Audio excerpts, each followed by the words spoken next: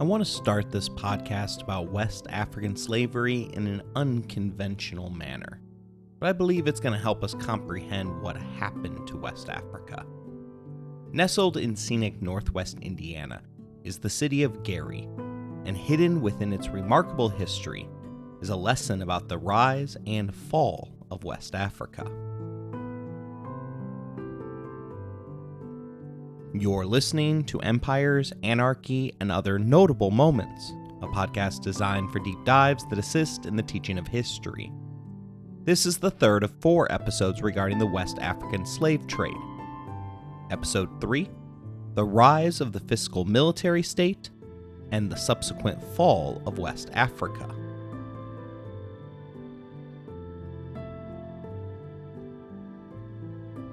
All of my students have thoughts regarding nearby Gary, Indiana, and most of those thoughts are not of the pleasant variety. To them, it is a dangerous place that they likely have been implored by their parents to avoid.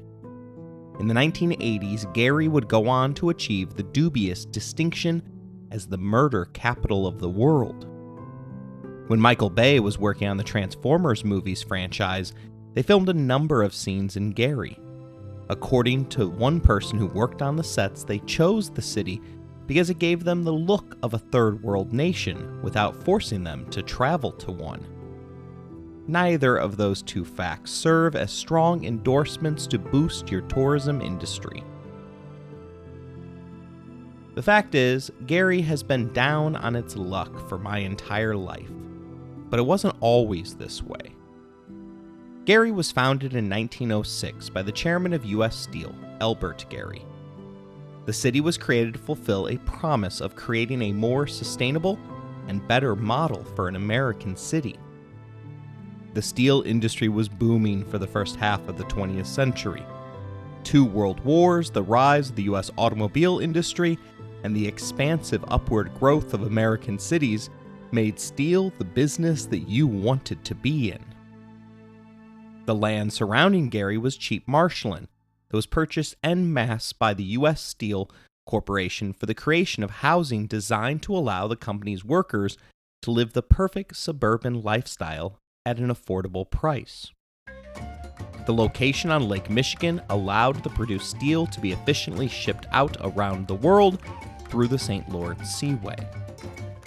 The subsequent success of U.S. Steel led to a massive golden age for the city, which took on 2 unique nicknames: the Magic City, for its unprecedented rise, and the White City, symbolizing its evolution to the shining city on a hill as an example for other metropolises to follow. It is shocking for anyone who did not see it in its heyday, but Gary was the envy of Chicagoland. While today residents in northwest Indiana use the train to quickly travel to Chicago, the South Shore Line was originally created to transport Chicagoans who wanted to shop and dine in Gary, Indiana, visit the Indiana Dunes National Lakeshore, or travel all the way to South Bend to see a Notre Dame football game. Notre Dame at this point even bore the divisive nickname of Chicago's football team. Residents of northwest Indiana can still see hints of the legacy of Gary in the old South Shore travel posters, as well as when they watch The Christmas Story on an endless loop every holiday season. They may even know the catchy song titled Gary, Indiana, that was part of the 1957 Tony Award-winning musical, The Music Man. But most commonly known about Gary today is that it was the boyhood home of the Jackson 5. There are also lesser-known influences from Gary's time as the Magic City. Take, for instance, the current model used for American schooling.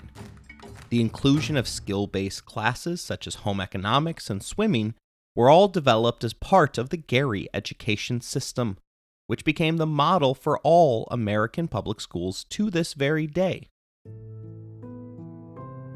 Gary's fall is habitually misconstrued, and that largely has to do with its second nickname, the White City. The founding citizens of Gary, Indiana were the first workers at the steel mill. This typically made them immigrants from Central and Eastern Europe. The city at its founding in 1906 was thus decidedly white.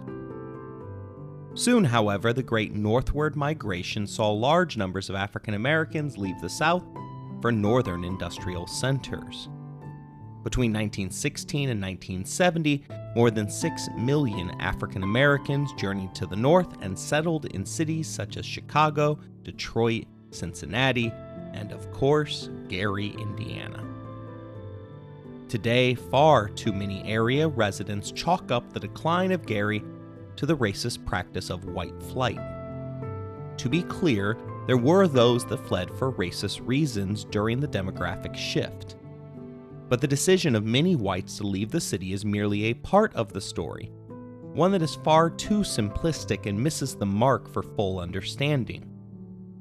African American workers did come to join the U.S. Steel family as a part of the Great Migration. They subsequently moved into company housing and attended local schools. There they faced discrimination and internal segregation. One famous example was that black students were unable to use the school swimming pool on the same day as the white students. These acts of daily discrimination were unfortunately all too common throughout the country in the 1940s. Those that participated in the trendy act of white flight sold their houses for less than they were valued at, packing up quickly and moving to nearby towns such as Whiting, Indiana, which, according to its official travel slogans, maintained the feel of a quaint, charming southern town, despite the fact that it was on a parallel line of latitude as Chicago. But most residents did not flee their homes. The flight that did happen, however, saw large, expensive housing become available in a market with few buyers available. The local banks were discriminating against African Americans at this time and unwilling to authorize them the loans necessary to afford the available homes. That meant that they began to decay quickly. Where the financing did happen, there oftentimes were not subsequent follow-up loans that allowed for the upkeep of the homes, which in turn depressed the values for their neighbors, which in turn persuaded more residents to sell their houses at below market prices in order to leave.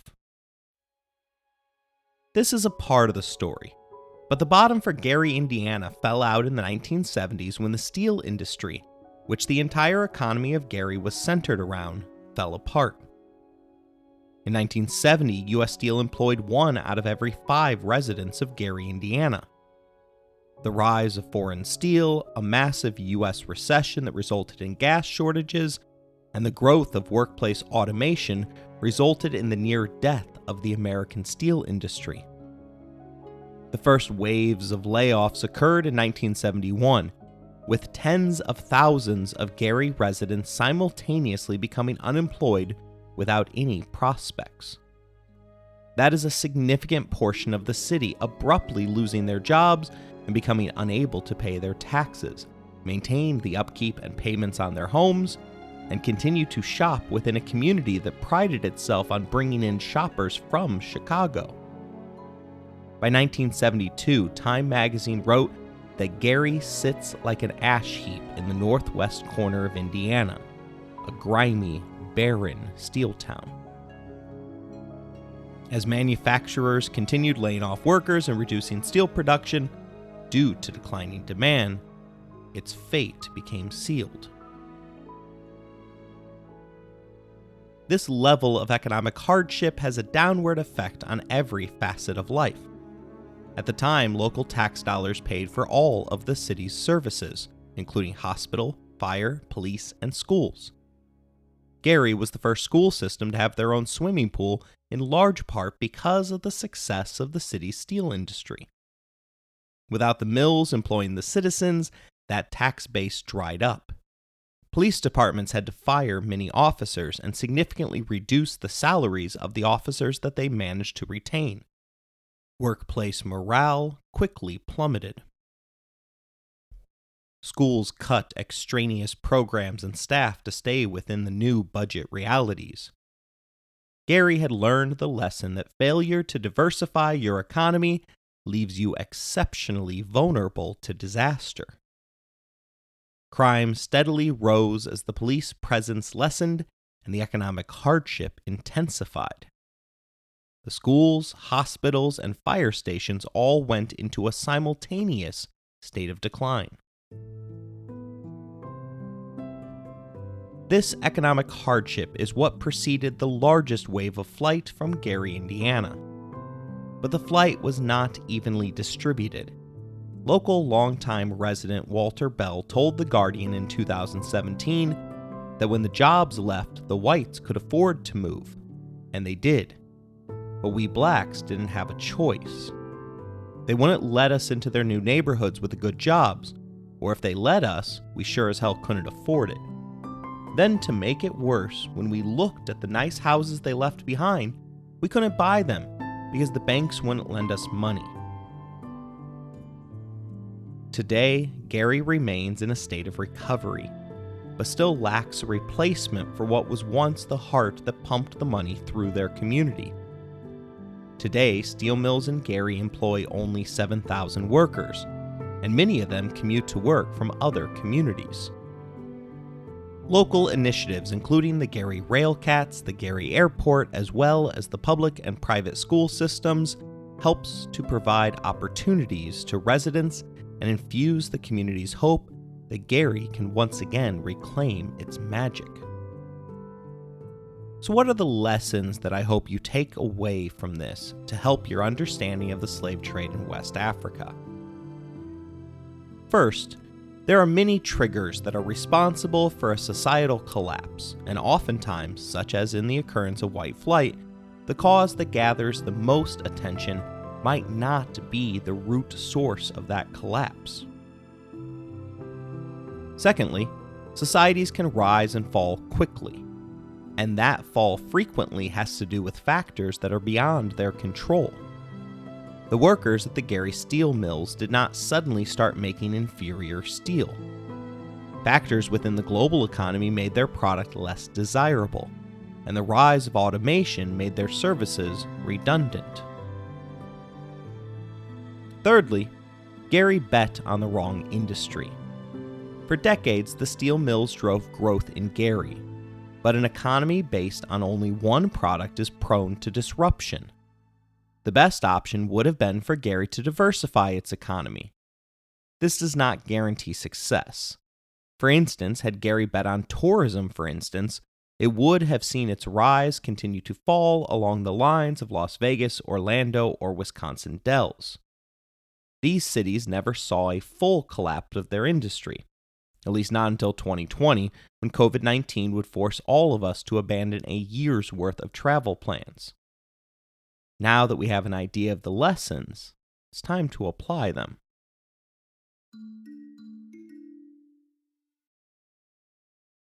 The rise and fall of the civilizations of West Africa is deeply entwined in the economics of slavery. First, an exceptionally important note. The world did not settle on gold as the backing for all money until 1821. Most of the events that we are going to be speaking on occurred in the range of 14 to 1800 AD. During this time, the economies of West Africa produced a lot of gold, but they did not use it as their currency. Instead, the markets of West Africa revolved around things like cowrie seashells, cloth, iron bars, and copper. You're going to hear about Africans trading gold for iron, and we'll probably assume that they're getting ripped off. But they weren't at this point in time. Only after the world settled on gold as a currency did the damage to the African continent become truly apparent and irreversible. It would be as if suddenly the world decided that Bitcoin was the true currency, rather than dollars. The few of us that have been mining Bitcoin would come out as massive winners from such a decision. The fact that gold won the currency wars does not mean that everyone thought it would come out on top. Hence the existence of several losers in 1821. You might also assume that these trades were done as part of a barter system. Africans, however, were not primitive traders. Exchanging seashells for food was not a trade of products. The cowrie seashells were a form of currency. This is the same as if you were in a marketplace in Mexico City and the seller is willing to accept pesos, dollars, or maybe even Venmo. You will choose to pay with whichever you have, whichever is convenient, or if you are truly economically savvy, you'll pay with whichever has the best exchange rate at that exact moment in time. The use of these soft currencies, however, were extremely problematic and created inequalities between Africa and its trading partners. Cloth, which served as both a form of currency, as in 1 yard of cloth equals so many dollars, was also physically worn as a way of showcasing your wealth. This is kind of like how we wear diamonds on our rings, necklaces, and earrings to show off our wealth. And in the same way that many of us can tell the difference between a cubic zirconia and the real thing, the locals could professionally ascertain whether your cloth was good Indian fabric or a cheap knockoff.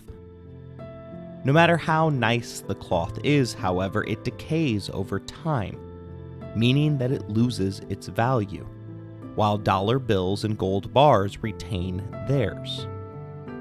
Copper and iron could keep its value, but Africans would melt down the bars of iron and use them to create products such as field plows. This is the literal equivalent of investing your profit back into your business. African blacksmiths were renowned around the world for their ability, to the point that American slave plantation owners would expect the slaves to produce their own work instruments for the farm. Choosing currencies that would lose value over time was the first of the economic missteps that West Africa made. Worse, however, was the impact that the exportation of slaves had on their economies. For understanding the true effect that the slave trade had on the economics of Africa, we turn to Karl Marx. We're not using Marx here to talk at all about communism. Instead, we want to look at the assumptions that underscored Marx's theories behind what he thought would eventually lead to the acceptance of communism, namely that of labor output value. Marx postulated that the way to grow the economy and to produce more was to extract surplus labor from your people, meaning that you had to find ways to get more out of your workers. You could increase their efficiency. You could make them work longer. You could push them to work faster. You could even enslave them to get more out of them. This increase in additional surplus labor would allow the business owner to make more money, which in turn allows them to reinvest it back into their business. Typically, this came about in ways such as hiring more workers, which would in turn increase the owner's profit again. These economic principles are all sound and make up a lot of what underpins capitalism. Selling workers as slaves to other continents meant letting surplus labor leave and benefit other civilizations. As we talked about in the prior episode, Africa turned to slaves for a multitude of reasons that resulted in the growth of their economies. Slaves were more productive, owners saved money as they paid off their purchase price within months, and it freed up other members of the civilization to specialize in government roles. A slave created additional economic output and value well in excess of their purchase price. The slave's economic value increased for decades as they typically performed the same task over and over again, which in assembly line fashion creates expertise and efficiency and leads to the creation of a surplus of labor. In return, African economies received money, typically in the form of a soft currency whose value deteriorated over time. That decline happened quickly in the case of economies that revolved around cloth. To add insult to injury, each slave exported was another African that could have added surplus labor capital to their own economy, either as a free worker or as their own slave, which was extremely rare, as social death was rare when you remained among your own people. Obviously, the proper answer there is as a free worker. But working as a historian, you have to divorce yourself from the morals of your world and put yourself in the shoes of the contemporary citizens of the time. The creation of the transatlantic slave trade exploded the demand for African slaves. It opened a market that resulted in the export of 12.5 million Africans, exceeding the 10 million that left in the trans-Saharan trade. In the Americas, slavery was racialized, and Africa therefore became the only market capable of producing the product that the buyers desired. It was not just to the United States of America either. Brazil imported an insane 4.9 million slaves from Africa between 1501 and 1866. Caribbean islands such as Haiti and Jamaica saw figures in the millions arrive on their shores. The Europeans paid steeply for the acquisition of these slaves. While we might look at cowrie seashells as both primitive and silly, cowrie shells were common throughout the world as a currency. Nature produced the shells, but they were rare enough in individual locations that inflation was uncommon. At least that is until the transatlantic slave trade began. African kingdoms sold so many slaves that their currencies became hyperinflated. The best known example in world history of hyperinflation is that which occurred in Weimar Germany. There, the wartime reparations dictated by the Treaty of Versailles forced Germany to print vast sums of their currency. The act of flooding the market with money devalues the currency. Germans notoriously took shopping carts full of Reichmarks into the supermarket and came out with only one loaf of bread to show for it. Soon, the currency was so worthless that the government had to print out individual bills worth billions of marks to simplify the challenge of holding enough money within your wallet or purse. Contrast this to gold, which besides during the life of Mansa Musa has rarely suffered massive value fluctuations. In January 1919, a German needed 170 marks to buy 1 ounce of gold. In September of 1923, you needed 269 million marks to buy the same amount of gold. 1 month later, the price had gone up in Germany to 87 trillion marks. The effects are worse than just devaluing the currency. After all, African kingdoms accepted multiple forms of currency, which shielded them from some of the effects of hyperinflation. But traditional economic theories posit that an increase in currency supply without an increase in the supply of goods for that money that will be spent causes inflation. Inflation meant that the cost of locally manufactured goods made in West Africa increased, and they were often unable to compete with foreign imports that were essentially dumped there. Europe was obsessed with the trade of slaves, and they were willing to export any number of goods that African nations wanted. These goods were also traded traditionally outside of the slave trade as well. Europe, which was in the early stages of what would eventually become the Industrial Revolution, was able to produce many goods at decidedly cheaper prices than local craftsmen.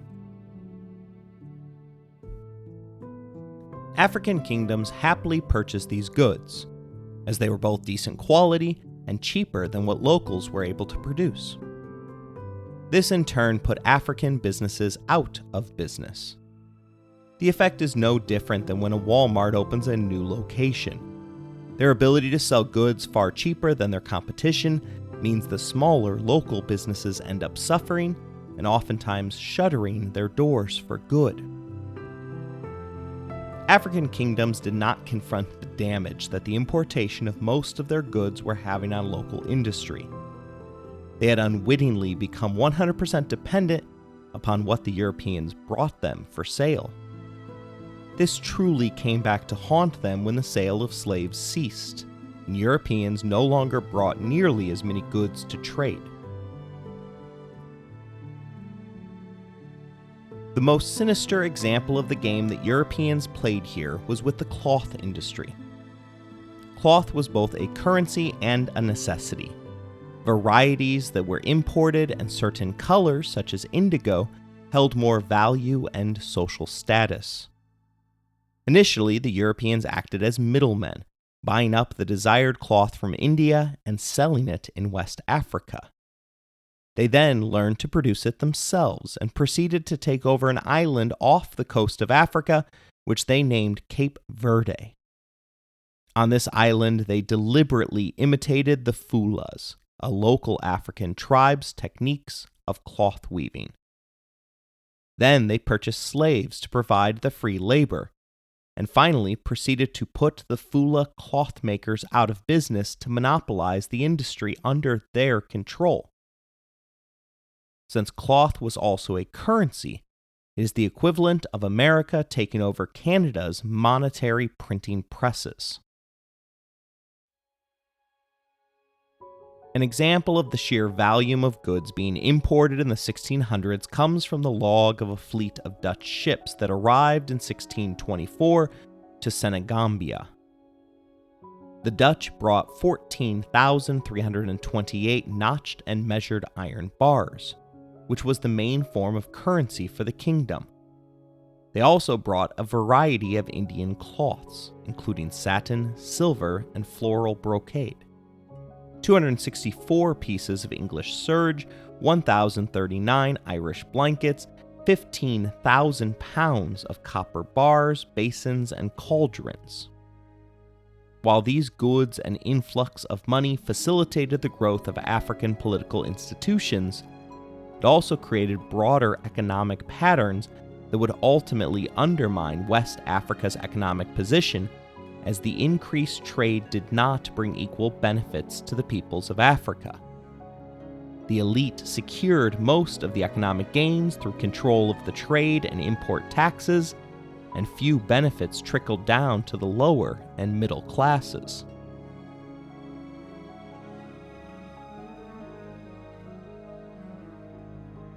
Thus far, we have shown what individuals living in 2020 would call obvious economic mistakes.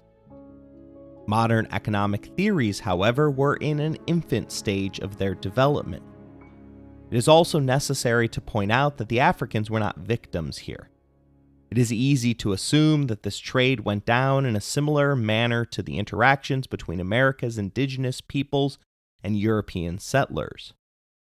There, Europeans created cheap baubles, such as red beads that held little to no value, to buy supplies and products from the natives, including extremely valuable furs.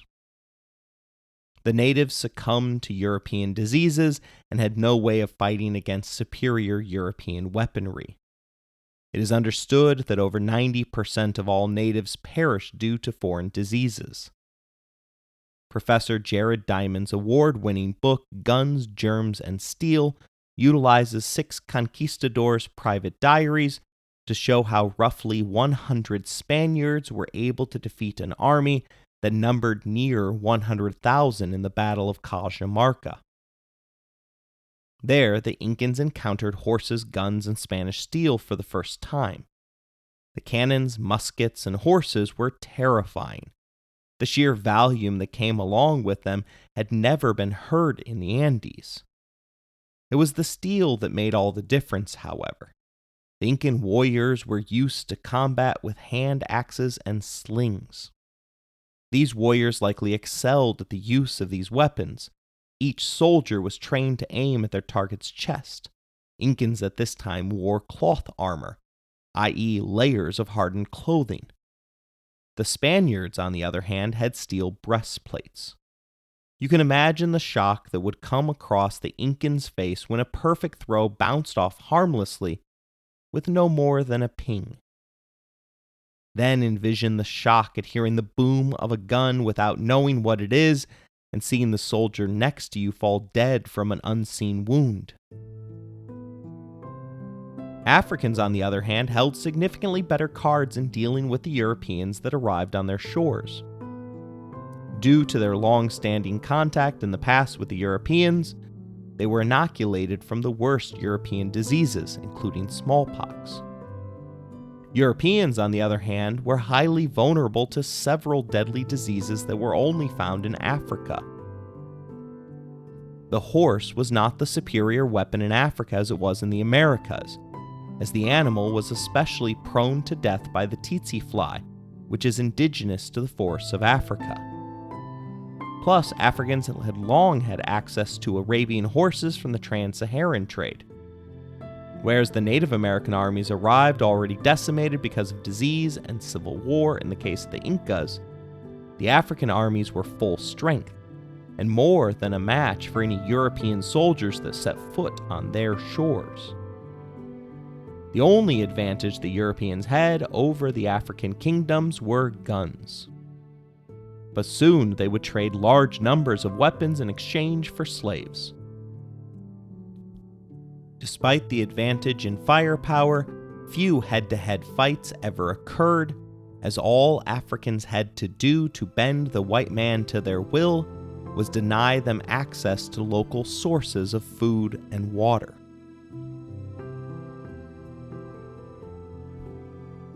Being a European slave trader was not an enviable job.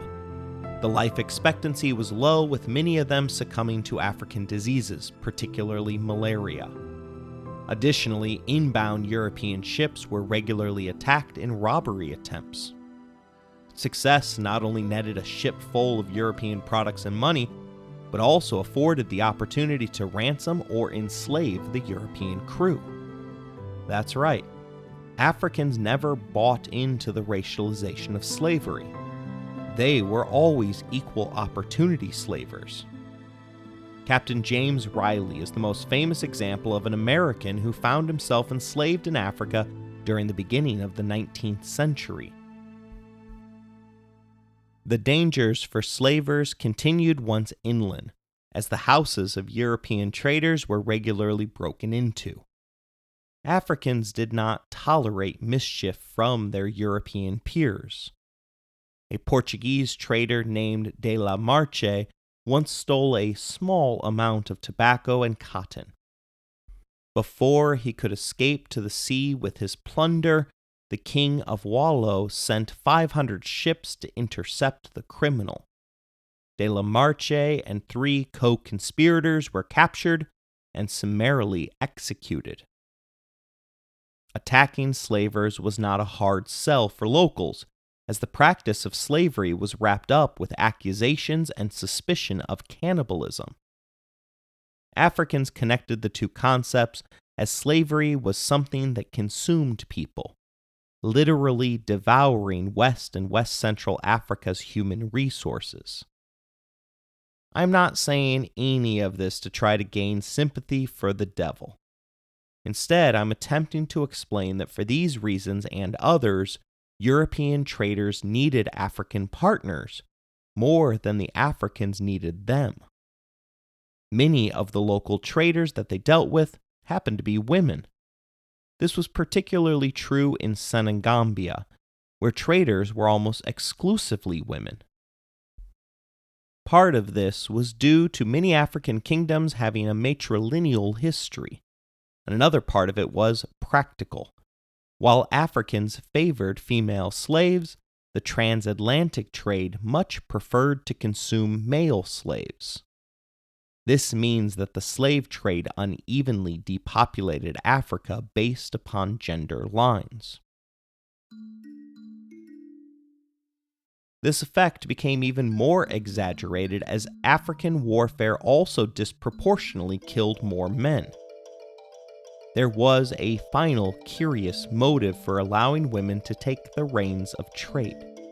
In matrilineal societies such as the Gold Coast Fanta, local female traders often married their European counterparts. Any children that were the result of the marriage stayed with the woman.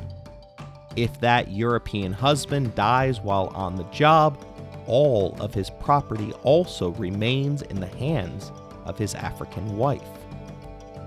There are numerous accounts of women climbing the economic ladder by gaining important business connections via marriage. Put it all together and a clear pattern emerges. With men preoccupied by warfare, hunting, and the growing structures of patriarchal political administration, trade could become the preserve of women. Moreover, some women could gain preferential access to prestige goods through marrying the Atlantic traders, who were all men. Local kings often encouraged them to do this. If a male spouse died, the property would therefore remain in the kingdom. So time to put this in the context of what we know. The fall of Gary, which presented us 3 lessons, the first of which was that there are many causes to a collapse, and the most spoken about, in Gary's case white flight, is not always the main cause. In West Africa's case, slavery takes the role of white flight, which was obviously a significant problem as it depopulated the continent and deprived it of surplus labor capital. But the dumping of cheap European goods and purposeful undercutting of local currencies created devastating levels of inflation and annihilated local industry. This set the stage for economic dependence upon outsiders. Since the wealth was monopolized by big men through control of import fees, only the top of the African social classes profited from the imports, while the rest were left to deal with the consequences. The combination of these challenges was debilitating for the economies and peoples of West Africa. The second lesson was that the factors of Gary's demise were outside of its control. Once Europe figured out which keys opened the economic doors of Africa, they did whatever it took to facilitate unequal trade. We already saw an example of this with the Portuguese settling Cape Verde to undercut a cloth-based economy. The dependency that was created prevented the Africans from retaining the early upper hand that they had over their white counterparts. They gradually had to cede land for the creation of fortresses that allowed Europeans to access their own independent sources of water. The ruins of these fortresses still remind contemporary Africans of the shame of this period of history. It was not the Africans, however, that ended the trade of human beings. Europe independently ended the transatlantic trade, and Africa was left without its most desirable product in an economy that was based purely around exports. These factors had long-term effects for the civilizations of Africa and were entirely out of their control. You can also easily apply this to the third lesson of Gary, namely that the West Africans bet on the wrong product. But we will instead apply the lesson of currency choice here. Remember that cowries and the other currencies of Africa were used throughout the world. There was no obvious sign that gold would win the currency wars. However, once gold did in fact win in 1821 and became the standard backing of all currency, the kingdoms of West Africa were left holding massive reserves of nearly worthless shells.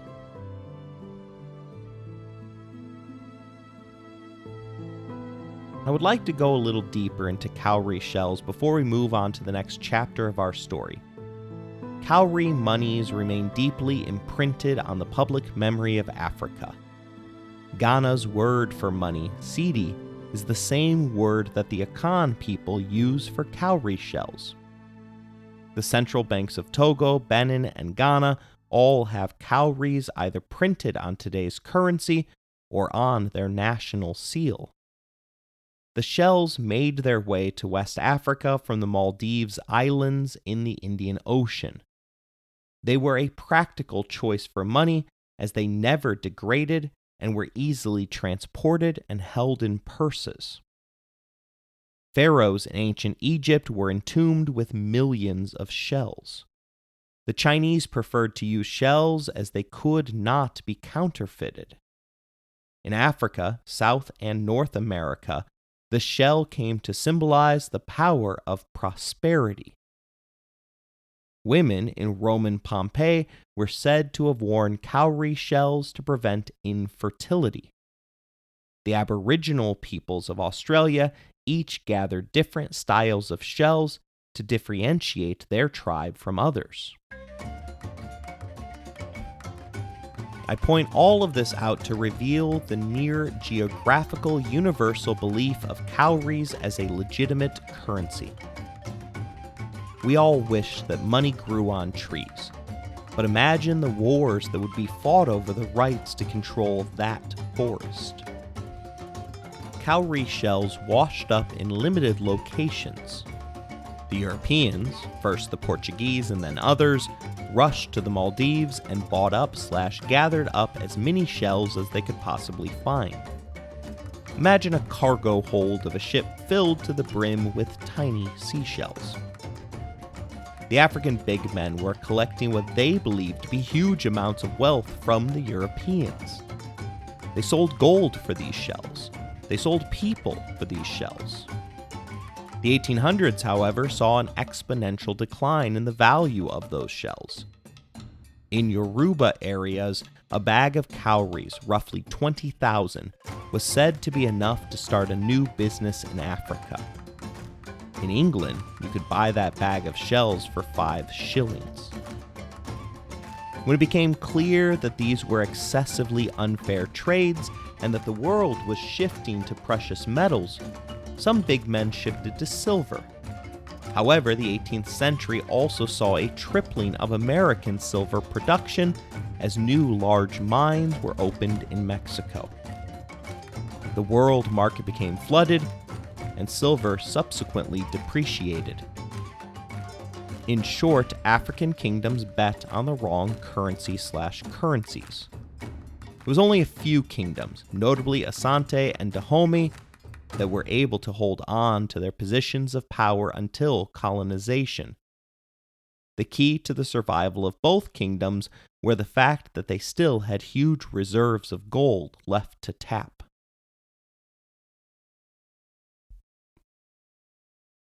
Economics is at the forefront of everything in the world. But there is another part in the fall of West Africa that we have to talk about here. It's something that Toby Green, a senior lecturer on African history and culture at King's College in London, terms the fiscal military state. The simplest way to comprehend this term is that the government used the military to make money for the state. This creates a cyclical dependency which requires continuous military action for the survival of the state. Hunters have long played an important role in traditional African societies, many of which believed the spirits of good and ill will lived in forests. The act of cutting down an enemy's sacred forest was to destroy that people's spiritual protection. It was the hunters that were willing to enter and conquer the forests. Many warriors found their way to places on top of society.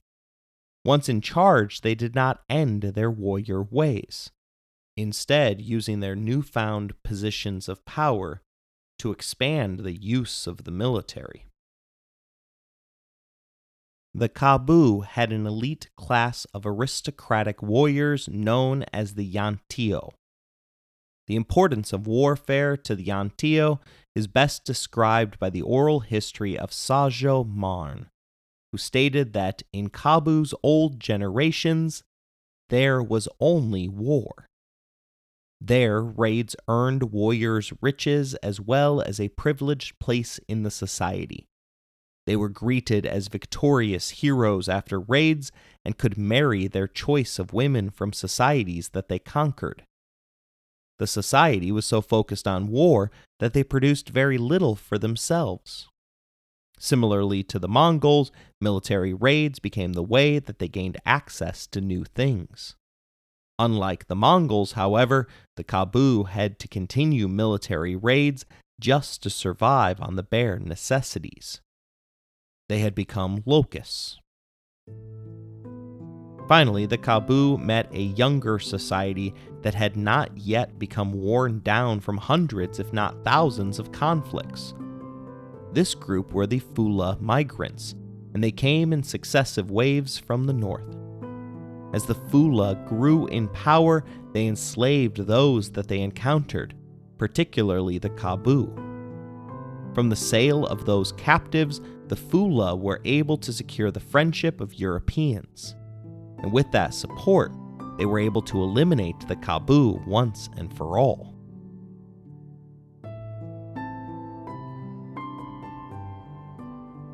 The 1700s was one of endemic warfare in West Africa, and the slave trade was the number one source of it. While all African slaves came from violence, 3 out of 4 of them specifically came from acts of war. Prisoners on the battlefield and those that the defeated warriors were protecting were seized, shown a social death, and brutalized until they gave up hope of returning to their past lives.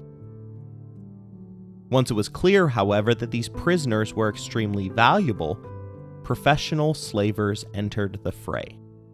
Remember, institutionalized slavery was flourishing in Africa long before the Europeans ever joined. Toby Green spent years in Africa before writing his 2019 work, A Fistful of Shells. One of the fascinating stories in the work describes how a young Balanta friend of his from Guinea-Bissau invited him to come to his village, which was nearby. Green describes the journey like this.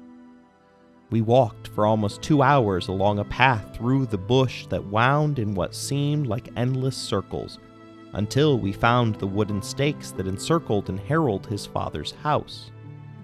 Once there, the father berated his son for allowing an outsider to find them. Green continued, I felt lost by the path. In a sense, I had been taken on a walk through history. These paths had been deliberately designed to disorientate and ward off potential attackers in the years of the Atlantic trade. They would be unable to find their way out if they arrived seeking captives. Balanta communities preserve this memory in the shape of their settlements to this very day. With slavers beginning to search out and kidnap families throughout the continent, people began to plan their defenses. They fortified their settlements, moved them far away from the rivers and traditional roads, and banded together for protection. But as these measures failed to provide genuine security, Africans adjusted to living in a dangerous world. Namely, they found someone more dangerous and placed themselves under their protection. This is what enabled the rise of the big men of the 17th century. People flocked to their banner for safety, giving them access to more resources. And how were these big men able to protect them? They typically had previously accumulated wealth and power through participation in the slave trade. The Dutch complained as early as 1686 that the English were giving hugely excessive sums of cowries for enslaved persons in the kingdom of Alada. The going rate was 82 pounds of cowries for one person. That high price resulted in the English having 4 times the size of trade with Alada as the Dutch. That insane price persuaded the Alada ruler to find more slaves. Greed took over as the primary driver of slavery. For many Africans, the choice to support rulers like this came down to the simple belief that it was better to be the slaver than the slave.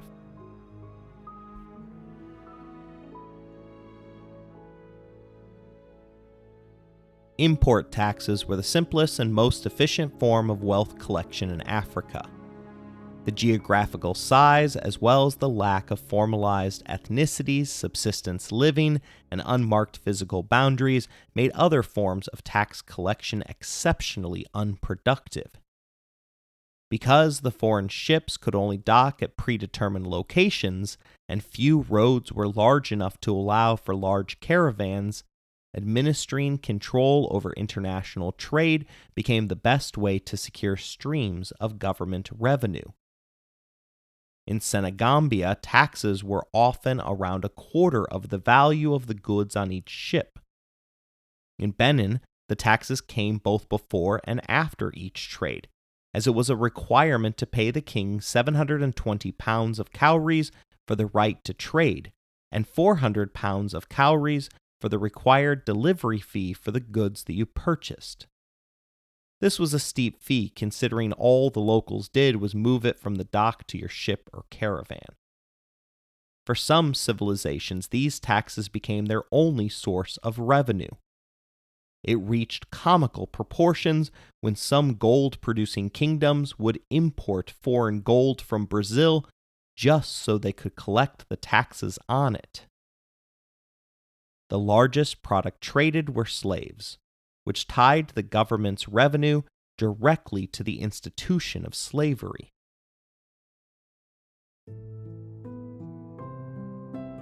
Entire governments organized themselves around the trade of captives. A visitor in 1786 gave a wonderful description of the Oba's ruling council for the Edo civilization. Here's what he said. 60 old men, about 70 years of age, known as the big men, were dressed superbly and surrounded their master. Every one of them wore around his neck, ankles, and wrists 2 rows of very large coral, which is the distinctive mark of the highest office of the state. The above number of old men is divided into 3 sections. 20 of them have charge of receipts and expenses, and are called the Council of the Finance Minister. 20 others make up the Council of the Minister of War, and occupy themselves with all the concerns of peace and war. And the last 20 have control of trade. Think about that for a moment. The big men are all aged, having benefited from this system for years. They flaunt their wealth by wearing it as symbols of their office. 1/3 of the government focuses on spending, while the other 2/3 deal with the slave trade, as 20 have control of trade, and the other 20 control war, which produces slaves for trade. The Europeans quickly figured all of this out and sought to bring the price for slaves down by increasing the supply. To do so, they actively pursued policies that would destabilize their African trading partners. We already showed how the Europeans destabilized Africa's economy through the saturation of local markets with cheap goods that eliminated local industry. But European efforts went far beyond economic disruption, however, as the Europeans set the stage for a century of continuous warfare. They did this through the arms trade. Guns and horses flooded into Africa. While the horse was not able to survive in forested areas due to the presence of the tsetse fly, there were incredibly effective cavalry units on the savannah. The Jolof, a classic example of the African fiscal military state, were described by Europeans as excellent horsemen. Some among them can ride in a straight line, rising their stirrups over the horse's neck to strike one leg against the other 2 or 3 times.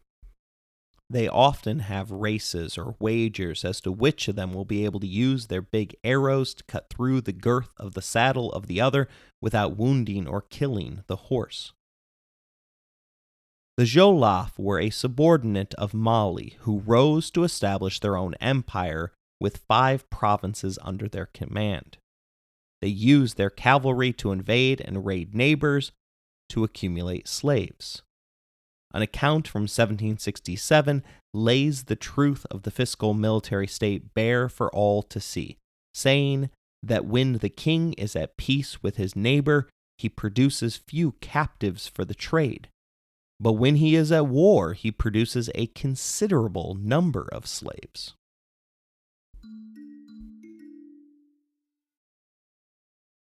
Faced with a rival civilization raiding their people, big men had no choice but to respond, and a raid quickly turned into a war.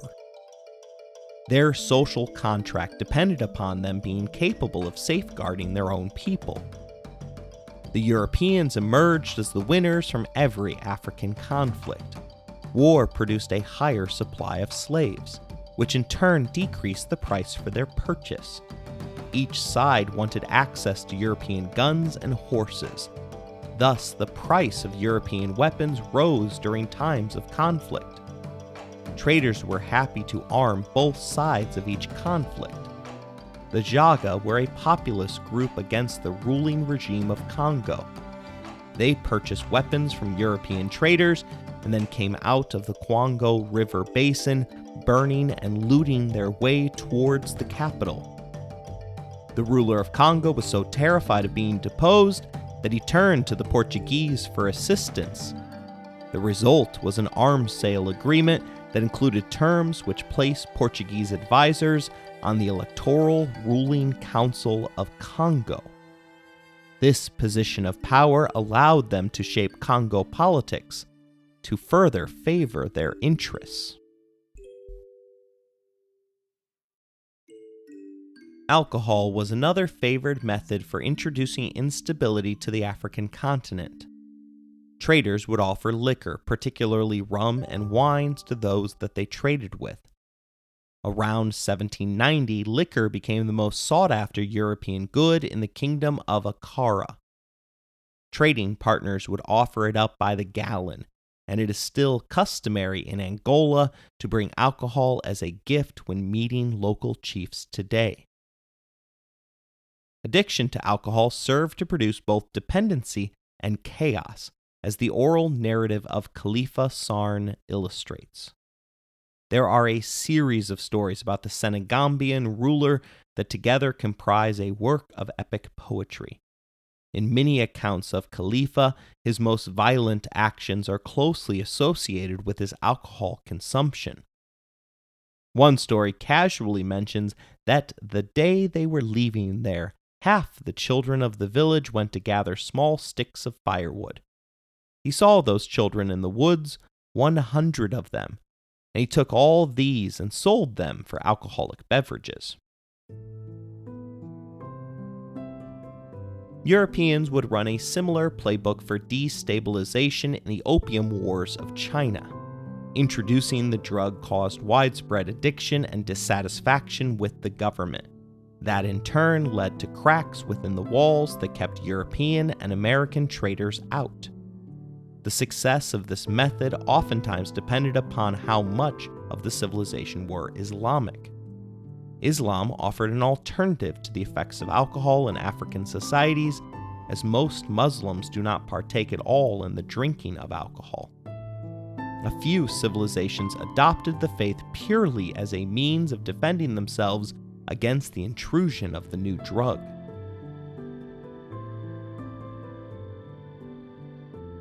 Destabilizing Africa did not only produce more slaves, its benefits trickled down to other industries.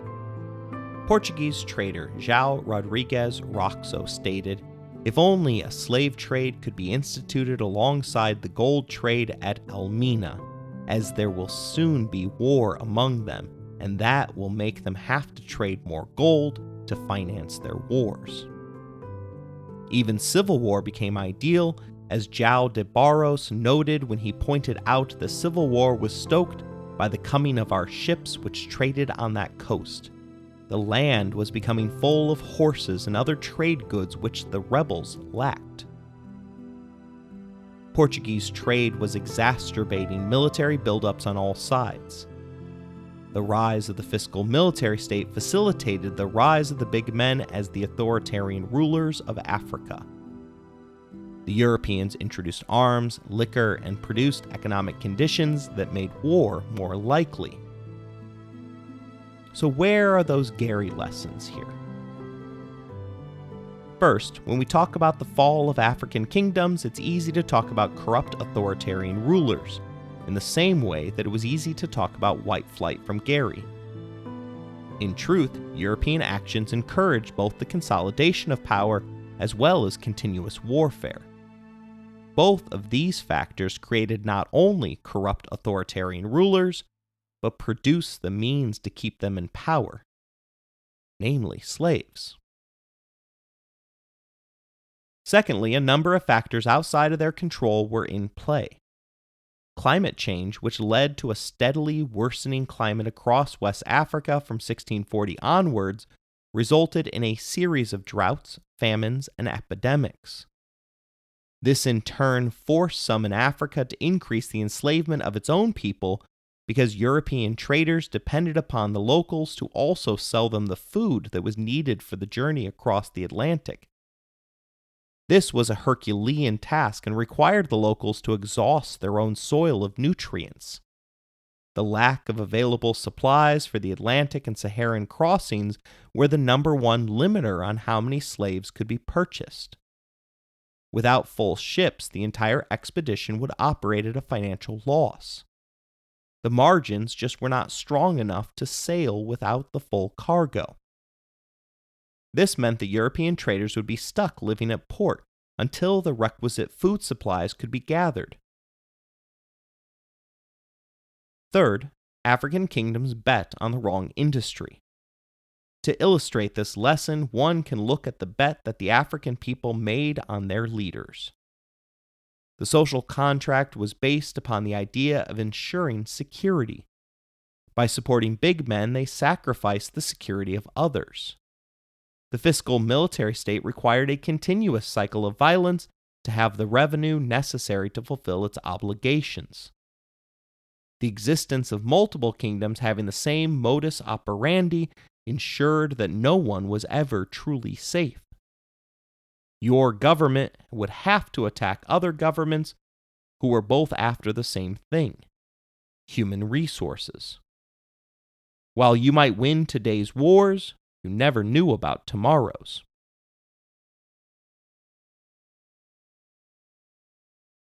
The eventual end of the slave trade left the citizens of West Africa with zero stability, support, or chance. We started this episode by looking at the rise and fall of Gary, Indiana, over a period of roughly 90 years. Cities do not just randomly collapse.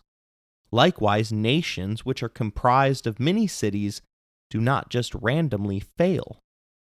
A series of bad policy decisions result in their failures.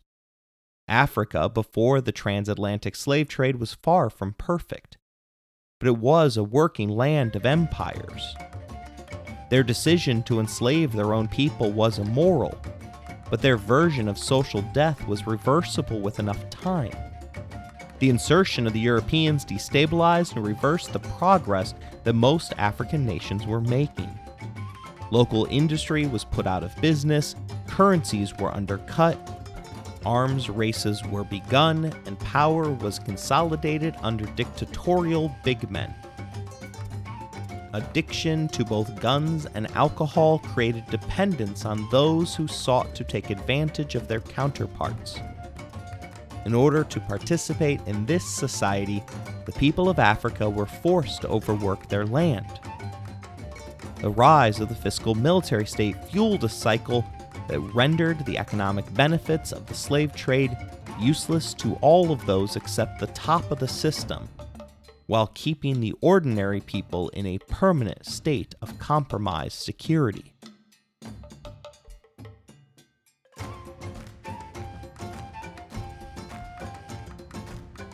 I hope you've enjoyed this episode. If you want to interact with the show, you can email us at resourcesbylowry@gmail.com. If you would like to financially support the show, please look in the show description for more information. As always, thank you for listening, rating the show, and spreading the word.